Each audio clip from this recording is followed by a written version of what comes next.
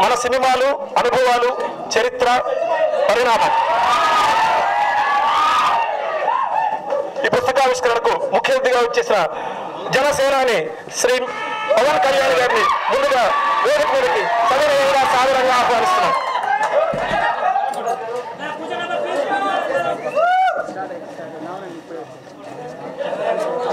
Hero entry అయిపోయింది కాబట్టి సభాధ్యక్షులు ప్రముఖ రచయిత దర్శకులు శ్రీ తనికళ్ళ భరణి గారిని వేదిక మీదకి రావాల్సిందిగా కోరుతున్నాం.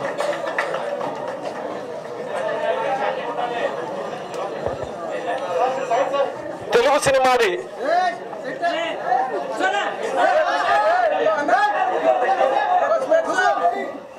సినిమాది ఒక అద్భుతమైన అఖండమైన చరిత్ర. తెలుగు సినిమా పుట్టిన సంవత్సరం రోజునే పుట్టి దాదాపుగా 61 ఏళ్లుగా తెలుగు సినిమాతో కలిసి ప్రయాణిస్తున్న ప్రముఖ రచయిత జర్నలిస్టు నటులు దర్శకులు శ్రీ రావికొండరావు గారిని సవినయంగా వేదిక మీదకి రావాల్సిందిగా కోరుతున్నాను.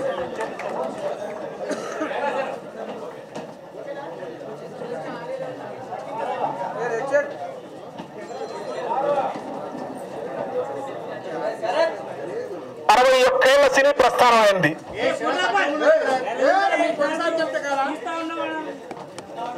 మరో ఆత్మీయ అతిథి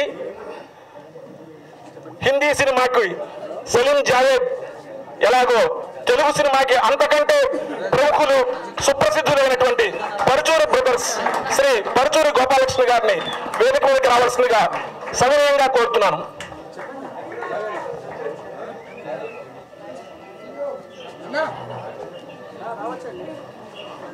ఇంకొక ఆత్మీయ అతిథి ప్రముఖ గీత రచయిత తెలుగు సినిమాకి ముచ్చటగా 3వసారి జాతీయ అవార్డు అందించినటువంటి సుప్రసిద్ధ గీత రచయిత నేను శ్రీ సుద్దాల అశోక్ తేజ్ గారిని వేదిక మీదకి రావాల్సిందిగా కోరుతున్నాం.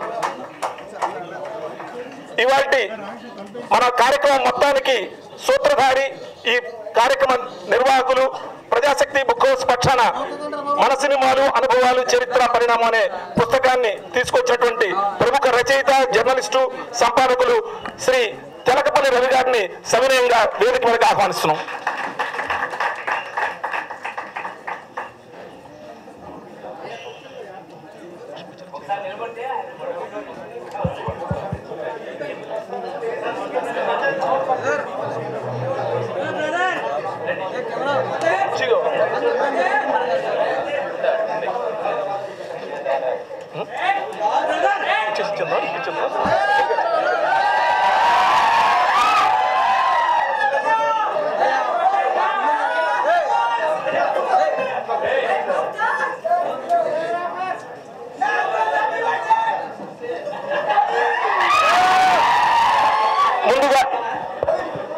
ముందుగా ఆత్మీయ అతిథులందరికీ పుష్పగుచ్చాలు రవి గారి చేతుల మీదుగా ముఖ్య అతిథి శ్రీ పవన్ కళ్యాణ్ గారికి, ఆత్మీయ అతిథులు శ్రీ రావికొండరావు గారికి, తనికళ్ళ భరణి గారికి, శ్రీ పరుచూరి గోపాలకృష్ణ గారికి, శ్రీ సుద్దాల అశోక్ తేజ్ గారికి,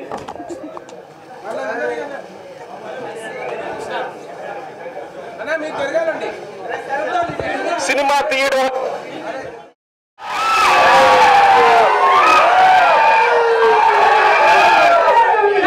కొంచెం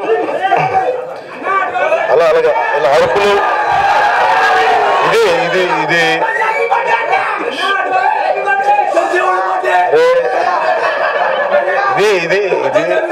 ఒక నిమిషం. Thank you. ఇది చాలామంది అనుభవజ్ఞులు, మేధావులు, సీనియర్ పాత్రికేయులు, ఇంత మేధావులతో కూడిన కలయికది. దీన్ని ముందు మన సంస్కారం దీన్ని గౌరవించడం. మన అరుపులు ఉత్సాహం ఉండాలి, కానీ ఒక్కొక్కరి అనుభవం కానీ ఇక్కడున్న పాత్రికేయులు కానీ సంపాదకులు కానీ మనం థియేటర్లో కూర్చొని అల్లరి చేయడానికి, రేపు పొద్దున మీరు ఇంకొక సినిమా చేయమని అనడానికి ఇవన్నిటికీ కారణం ఇలాంటి మేధస్సు ఉన్న మన అశోక్ తేజ, సిద్ధార్థ అశోక్ తేజ గారి దగ్గర నుంచి పెద్దలు పరుచూరి గోపాలకృష్ణ గారి దగ్గర నుంచి ఇలా ఎంతోమంది అనుభవజ్ఞులు వారు రాసే కథలు కానీ వారి కళల్లో నుంచి వచ్చిన ఆ వాక్యాలే ఈరోజు మనల్ని మీ అందరికీ దగ్గర చేసింది. అందుకని అలాంటి మేధావులకి మన సంయమనంతో గౌరవించి మనం కామ్గా వింటే నిశ్శబ్దంతో నిజంగా వాళ్ళకి నిజమైన గౌరవం ఇచ్చినట్టు అవుతుంది. అందుకని మీ అందరికీ ప్రత్యేకించి సంయమనంతో విందామది. అన్ని మైత్రుల కంటే సాహితీ మైత్రి చాలా గొప్పదని చెప్పి ఎప్పుడు నాకు ఒక సీనియర్ ఫిల్మ్ జర్నలిస్ట్ నాగేంద్ర గారు ఎప్పుడు వచ్చిన నేను మెడ్రాస్లో ఉన్నప్పుడు నాకు ఒక పుస్తకం మీద రాసిచ్చారు, పుస్తకం గిఫ్ట్ ఇచ్చారు నాగారు. అందుకే వాక్యం గుర్తుండిపోయింది నాకు. నేను చిన్నప్పుడు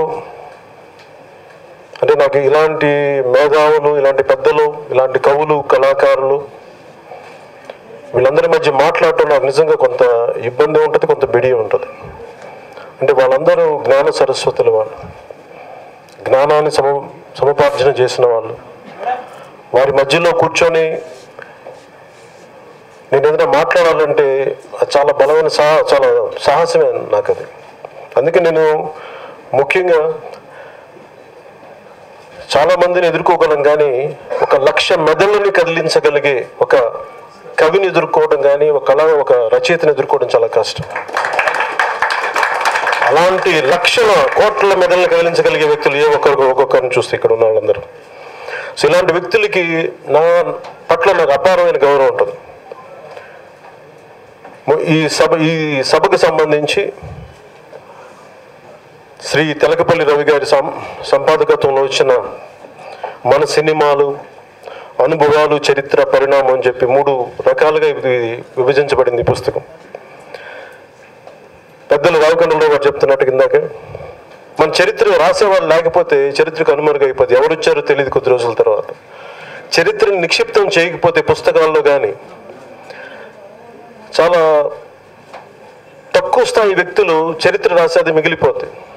నేను ఎందుకు ఈ రోజున చాలామంది మీరు చూసి సినిమా ఫంక్షన్స్లో నేను మాట్లాడలేక కాదు, నాకు ఎంతమంది ఏం చదువుకొని వచ్చారు, ఎంత జ్ఞానులు ఉన్నారు, ఎంత కవులు, కళాకారులు ఎంతంత అనుభవంతో వచ్చారు నాకు తెలుసు. అందువల్ల వాళ్ళ ముందు వాళ్ళు కనిపించకపోవచ్చు నా కళ్ళ ముందు, కానీ నేను తలదించుకొని ఎందుకుంటానంటే అలాంటి అనుభవజ్ఞుల ముందు నేను తలదగిరేయడానికి కుదరదు.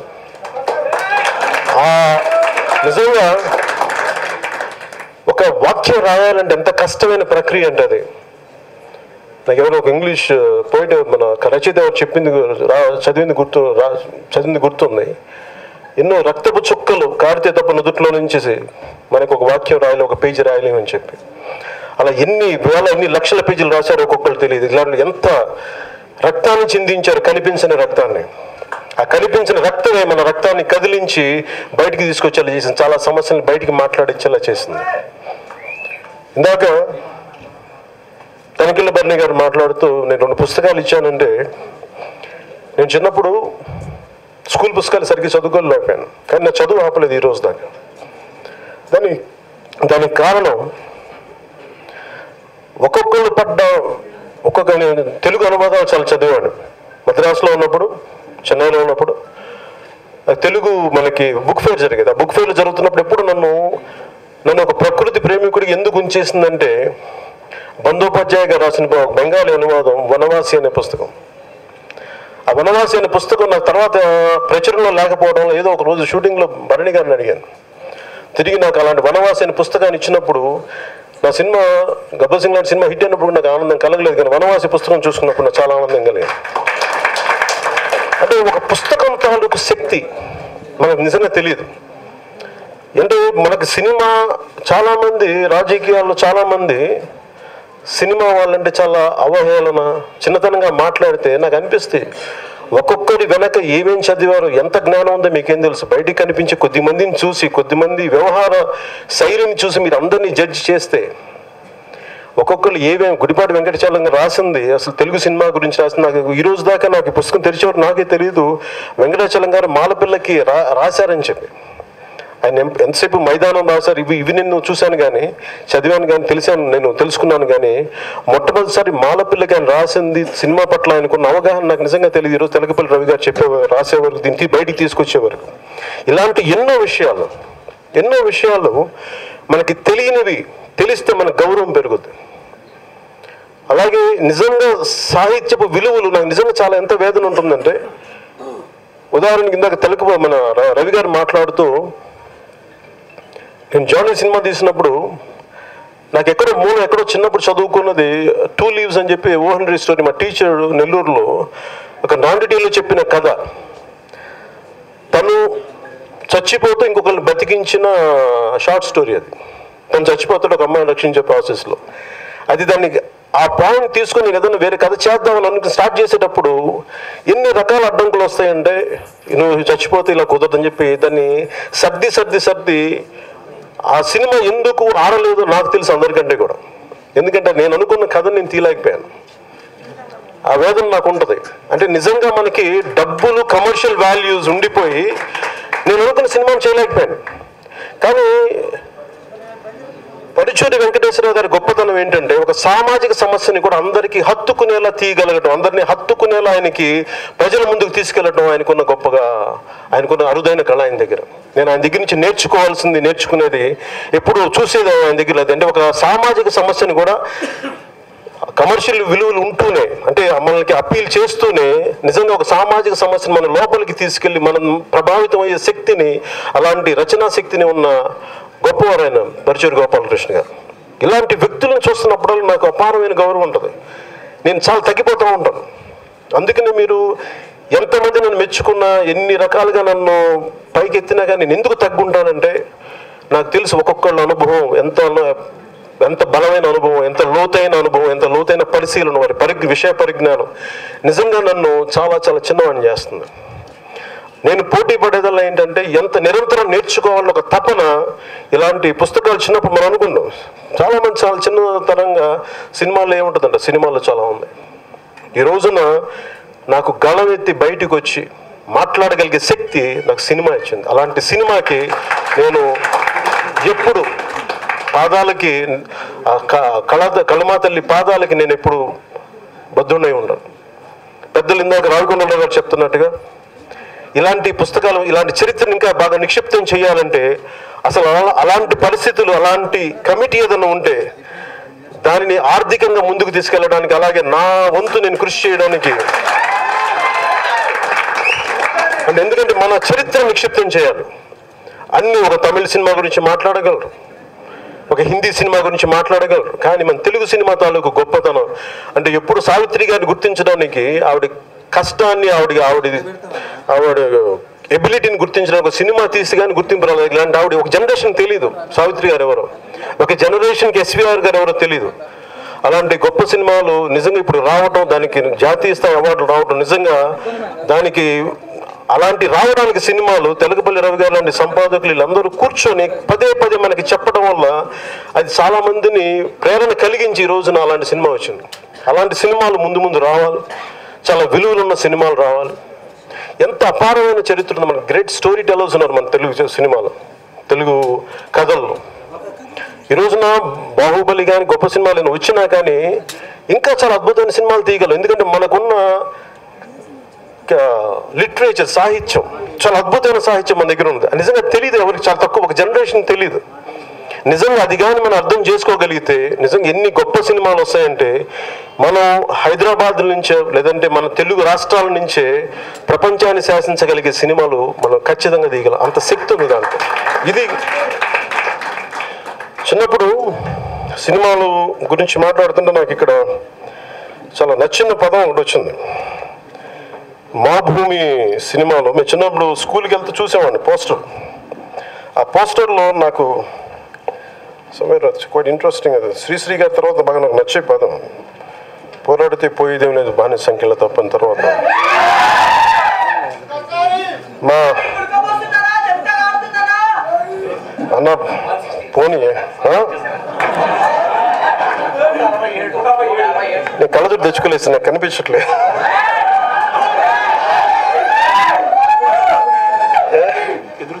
అది నాకు తెలుస్తుంది. ఓకే 170లో వచ్చాను. ఓకే ఓకే ఓకే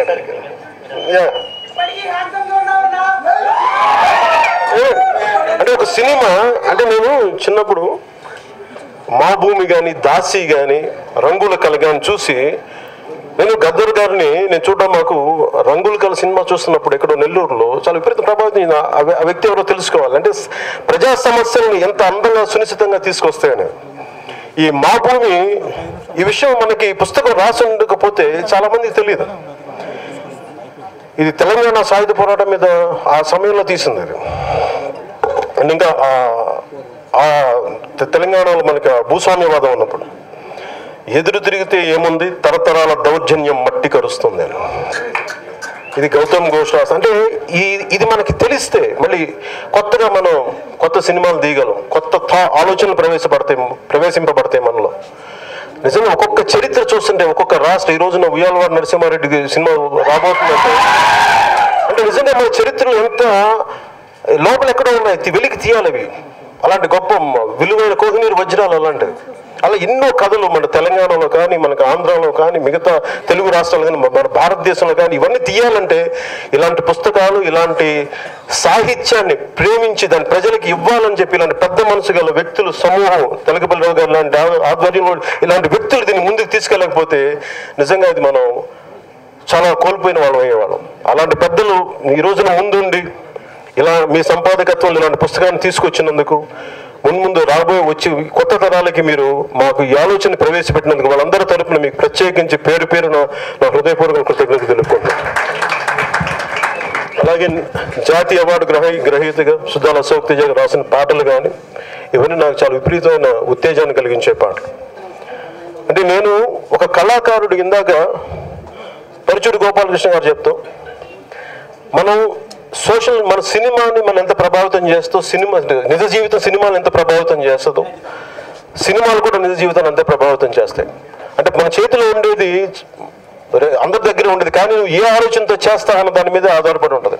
నేను సినిమాని ఇలాంటి నాకు అవగాహన ఉండటం వల్ల సాధ్యమైనంత మేరకు ఎన్ని కమర్షియల్ హంగులు ఉన్నప్పటికీ పాటలు ఇవన్నీ ఫైట్స్ ఉన్నప్పటికీ లోపల ఎక్కడో మేము చూసిన జీవనం లేదంటే మమ్మల్ని ప్రేరేపించిన ఆలోచనలు మాకు ప్రేరణ కలిగించిన ఆలోచనలు ఇవన్నిటిని ఎంతో కొంత దాన్ని సినిమాలో ఇమర్చడానికి కథల్లో ఇమర్చడానికి మా వంతు ప్రయత్నం నేను నిజంగా చేస్తాను. గబ్బర్ సింగ్ కావచ్చు ఇంకో సినిమా కావచ్చు నా వంతుగా. అలాగే నాకు ఎవరు హీరోలుగా చేసినా కానీ ఎవరు ఎలాంటి సినిమా వచ్చినా నిజంగా మంచి సినిమాని మనస్ఫూర్తిగా ప్రేమించేవాడిని ఆహ్వానించేవాడిని. ఇలాంటి పుస్తకాలు మరింత ముందు రావాలి, మా తెలుగు సినిమా చరిత్రని మరింత ముందుగా తీసుకెళ్ళాలి. ఇవన్నీ అవగాహన కల్పించినందుకు ఇంకా కల్పించాల పుస్తకాలు రాయాలి. ముందు ఇలాంటి కమిటీలు ఏదైనా ఉంటే నేను సభ్యుడిగా మీతో కలిసి పనిచేసేంత సత్తా నాకు లేదు కానీ కాదు మిమ్మల్ని ఒక మీ పల్లకి మోయడానికి నేను నా భుజం సిద్ధంగా ఉన్నాను.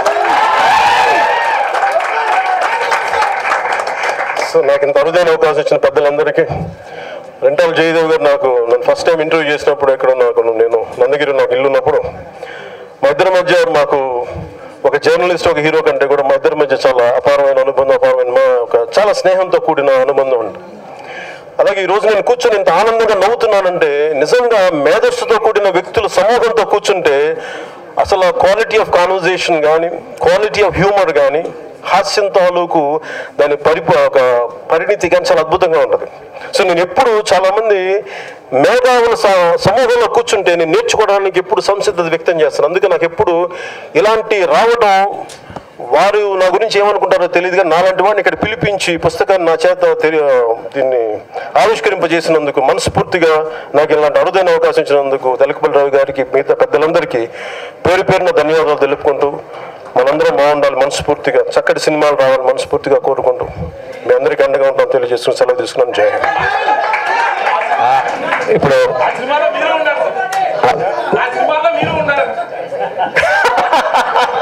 ఓకే